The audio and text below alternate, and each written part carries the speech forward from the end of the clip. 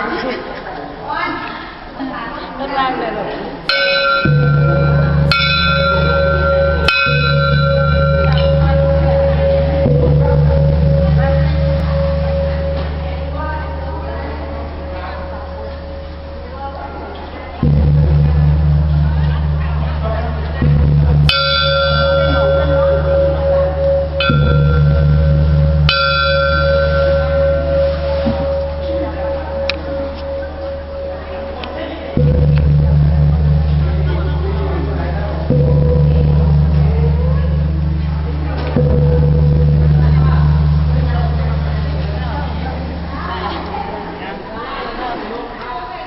ถ้าไม่ยกพระ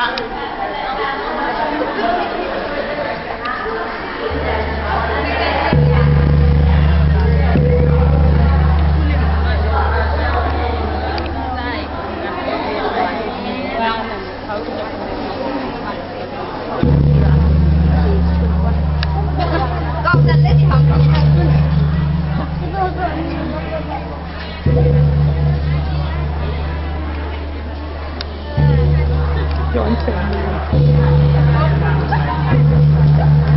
อย่าไปจับมันพอได้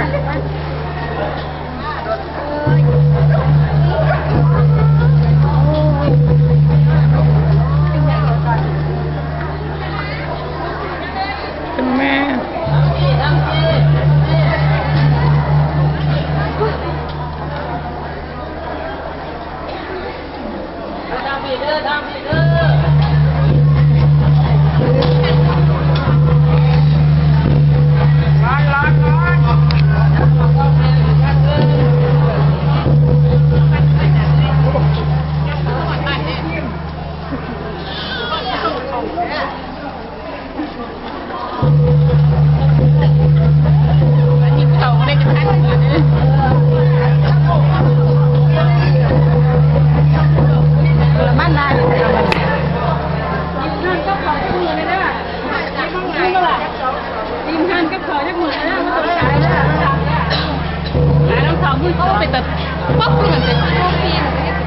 ถ้าจะคนหลงมือจับ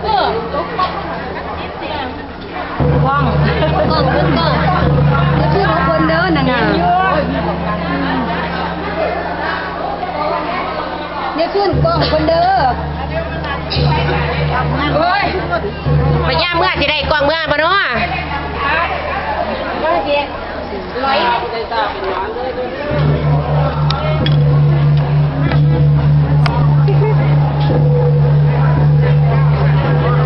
ดี๋ยวนะครับรีบเข้ามานะครับรีบเข้ามานะครับ แล้วเราจะรีบไปวัดอื่นต่อนะครับ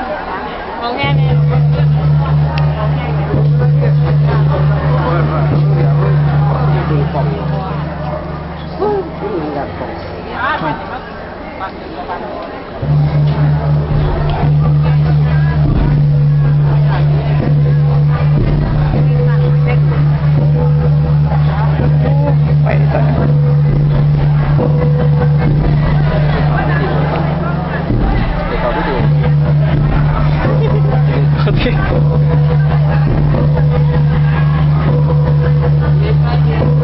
อิติปิโสภะคะวะอะระหังสัมมานะโมข้าจะไหว้พระพุทธเจ้า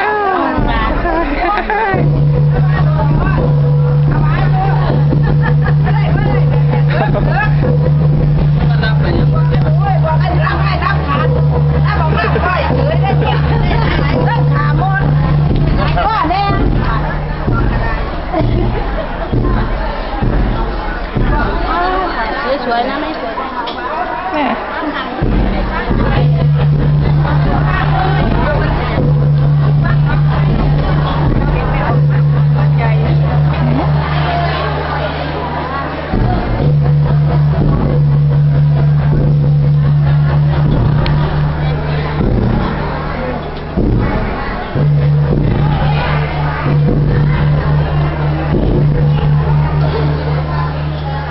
พนมเป็น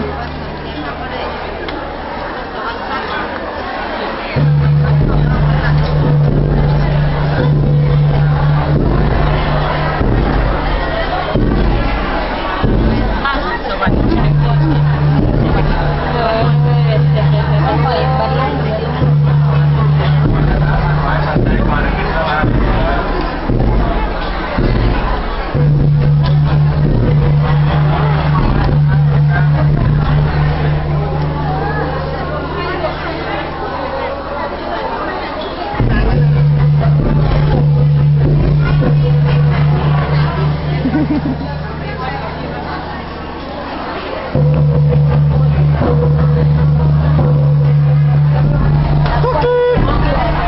บาทไม่หมดก็ได้ ฮะ จังหวัดโอเค นี่จับฉลากได้ ยิ้มแน่นะ วิ่งแท้เลย เอ้ย นะคะลูกราชการ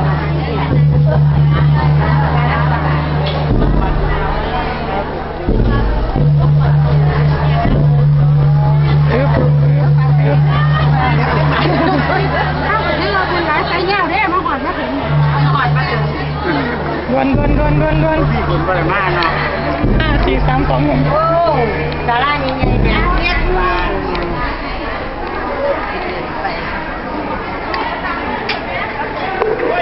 พ่อใหญ่พลเร็วๆแน่พ่อใหญ่พลเร็วๆแน่เร็วๆแน่ คนอย่างตายว่ะ เดี๋ยว พลาดา5 4 3 2 1 ที่วัดเนี่ยตลาด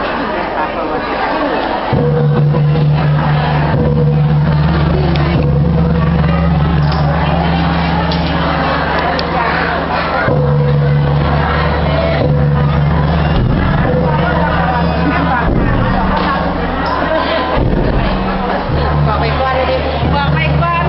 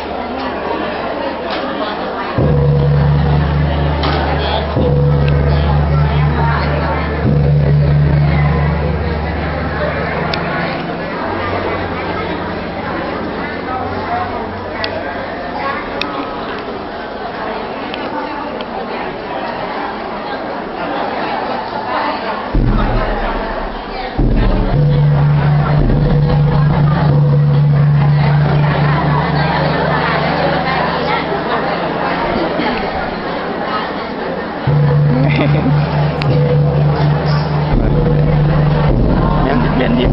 ฮะ ทำตุ้มเรียนดี ลูกใครทำไมลูกสาวไปจับฉลากได้ ที่ไหน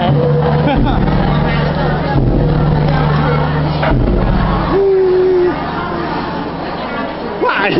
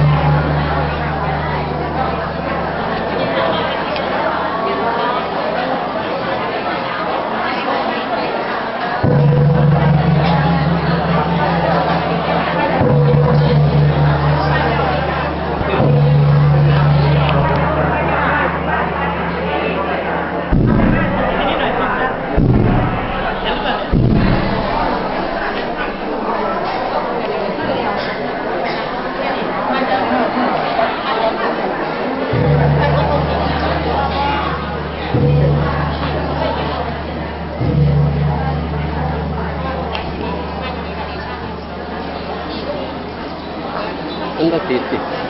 มันก็ติดสิ มันมีคนหลายคนมีคนหลายคน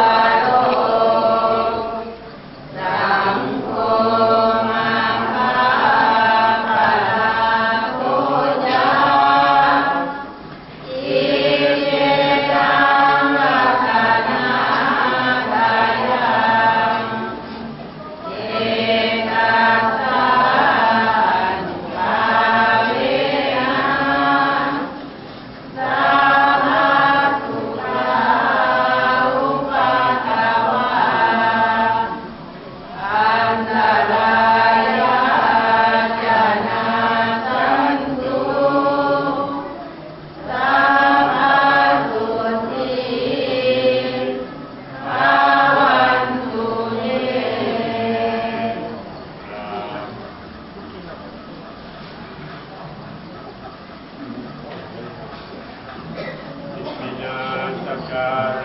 นะสัมพุทธังอภิปูชยามะอิมินาสการะนะสังฆัมมังอภิปูชยามะอิมินาสการะนะ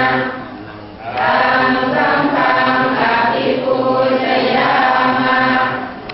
อะระหังสัมมาสัมพุทโธภะคะวา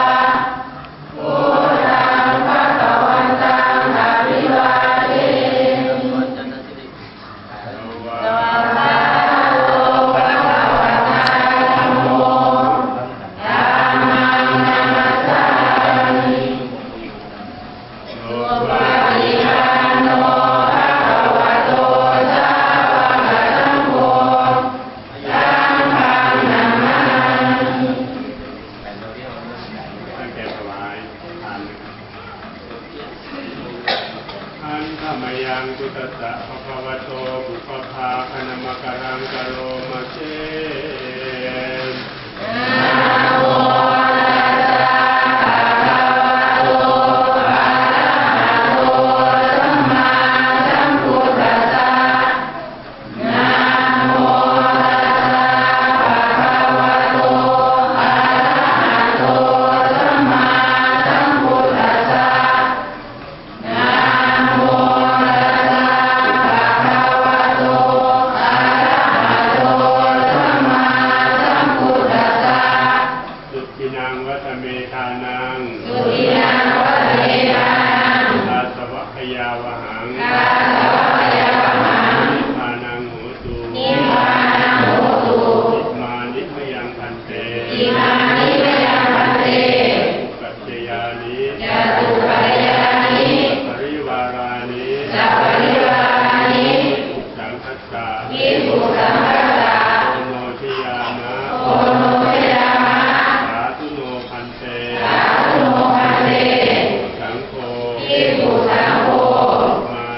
อิมานิยะตุกัจจยานิยะตุกัจจยานิปริวารานิสัพปริวารานิอิคันหาโตอิคันหาโตมหาการเทวะมหาการเทวะมาตาปิตุมาตาปิตุอาทินัญจาอาทินัญจาญาตกานังญาตกานังนิรตังนิรตังตายะนิตายะขายะสุขายะแด่พระสงฆ์ผู้เจริญแด่พระสงฆ์ผู้เจริญข้าพเจ้าทั้งหลายข้าพเจ้าทั้งหลายน้อมถวายปัจจัยแด่ผู้ปัจจัยในธรรมบริวารทั้งหลายเหล่านี้บริวารทั้งหลายเหล่านี้พระภิกษุสงฆ์แด่พระภิกษุสงฆ์พระภิกษุสงฆ์จงรักขอพระภิกษุสงฆ์จงรักสุขปัจจัยแด่ผู้ปัจจัยในธรรมพร้อมบริวารทั้งหลายเหล่านี้พร้อมบริวารทั้งหลายเหล่านี้พวกข้าพเจ้าทั้งหลายพวกข้าพเจ้าทั้งหลายเพื่อประโยชน์เพื่อประโยชน์เพื่อความสุขเพื่อความสุขแก่ข้าพเจ้าทั้งหลายแก่ข้าพเจ้าทั้งหลายญาติของข้าพเจ้าทั้งหลายญาติของข้าพเจ้าทั้งหลายมีบิดามารดามีบิดามารดาปู่ย่าตายายปู่ย่าตายายบุตรอาจารย์บุตรอาจารย์หลานญาติมิตรลูกหลานญาติมิตรตลอดจนเจ้ากรรมนายเวรตลอดจนเจ้ากรรมนายเวรให้มารับส่วนบุญให้มารับส่วนบุญส่วนกุศลทานในวันนี้ทานในวันนี้ถ้าท่านตกทุกข์ถ้าท่านตกทุกข์ขอให้พ้นจากทุกข์ขอให้พ้นจากทุกข์ถ้าถึงสุขถ้าถึงสุขขอให้สุขยิ่งขึ้นไปขอให้สุขยิ่งขึ้นไปความประสงค์ตามความประสงค์ของพวกข้าพเจ้าทั้งหลายของพวกข้าพเจ้าทั้งหลายกาลนานเถิดกาลนานเถิด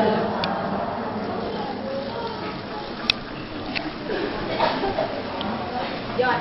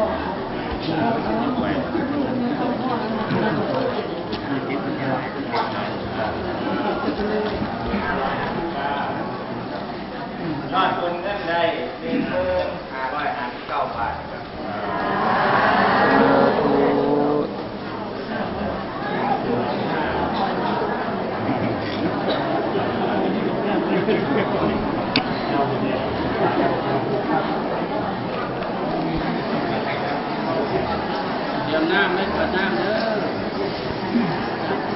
น้ำเด้อ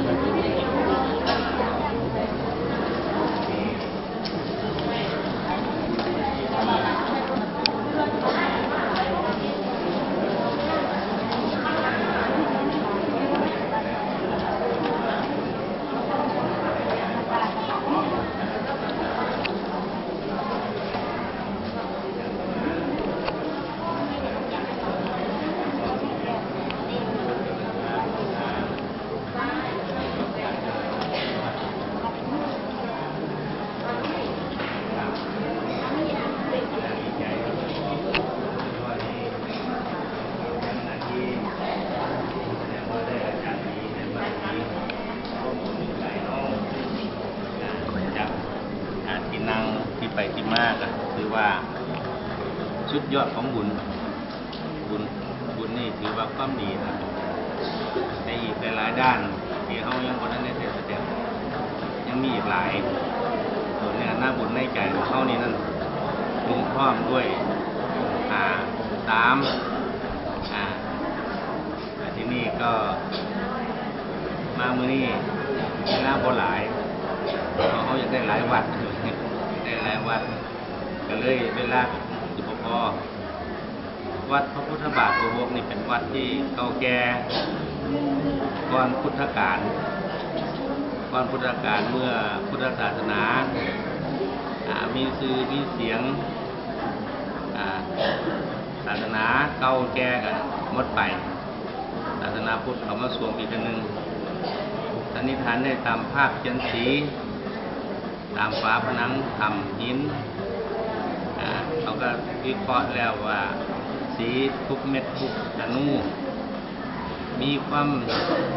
นุ่มนานอยู่มานานถึง 3,000 ปีเพิ่นก็เลยบอกว่าสีพวกนี้สีก่อน 3,000 ปีแต่ก่อนนั้นก็มีศาสนาอยู่แล้วแต่ว่าบ่ชัดเจน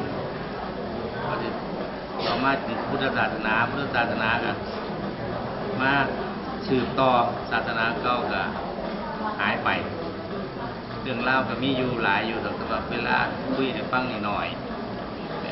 คุยให้ฟังหน่อยมีอยู่5,000 ไร่ทั้งหมดวัดนี่นะเขาตัดออกไปส่วนหนึ่งจริงๆแล้วก็มี 19,062 ไร่ทั้งภูเขาที่นี่ก็เพราะเขาจะเอาเบิดจริงๆแล้วก็เดือดร้อนชาวนาชาวไร่ต้องเลยตัดออกไปส่วนหนึ่งถ้าหากว่าพ่อแม่พี่น้องปฏิบัติธรรมอยากมาเที่ยวอีกก็มาแบบให้มีเวลาแต่มาอยู่นี่ก่อนจะมาอยู่นี่นอนแต่ก็ทุกมองกันแหละวันใดเขาว่าศักดิ์สิทธิ์บอกว่านั่นเป็นนั่นสินอนพักผ่อนไปตามธรรมยังไม่เขามาอยู่วัดนี่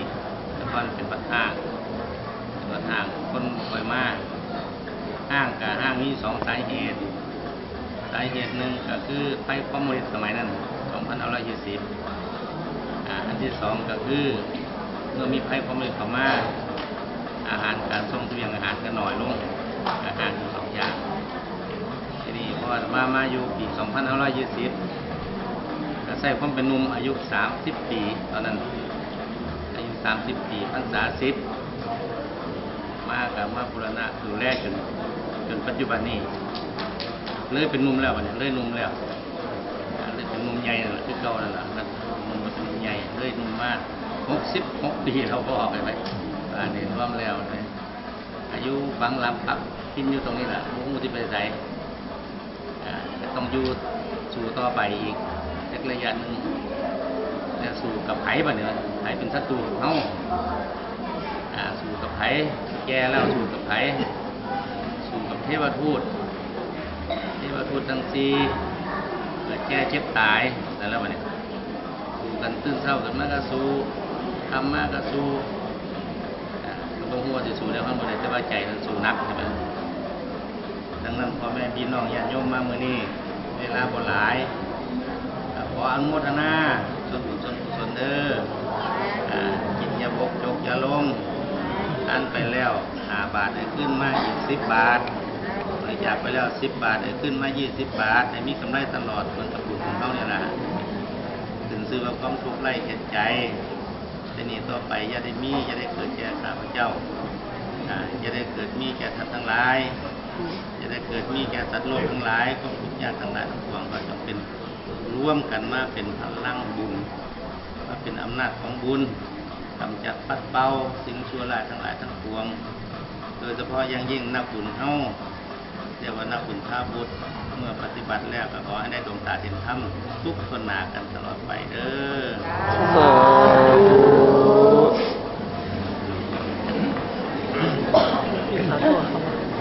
ธุ ยะถาวาติวหาภูลาปาริปุเรนติสาคลังเอวะเมวะยิโตทินังเปตานังอุปกัปปติอิจิตังปฏิตังตุมหังคิปะเมวะสมิสตุสัพเพปุเรนตุสังกปาจันโทปนรโสยถามณีโชติระโสยถานิโยวิวัชชันตุสัพพะโลกโควินาศสัตตุมาเตมภวัตตรายโยสุขีติขายุความภวะอัมพิวานธนาสิมสนิจจังอุทธาปัจจายโนจัตตาโลวัฏันติอายุวันโนสุขังอาลังอายุทวมพละทวนทีโลวันนาทวมปฏิปามสุขันสัทธาตาเมธาเวสุขังโสอันติขาจันติอายุงพลังวันนังสุขันจัปปฏิภาณทวนทีคายอยู่ยังโพธิยาตายาทุปปานสติเตรียมภวตุสาพมังคลังตุสาพเทวตันสัพพพุทธานภาเว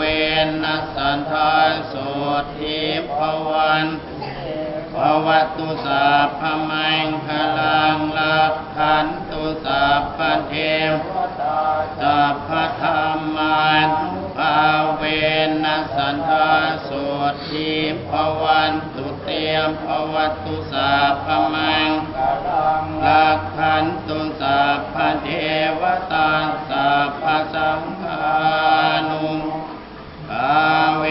นัสสันทานโสทิภวันตุเตสาธุ อะระหังสัมมาสัมพุทโธภะคะวาพุทธังภะคะวันตังอะภิวาเทมิสวา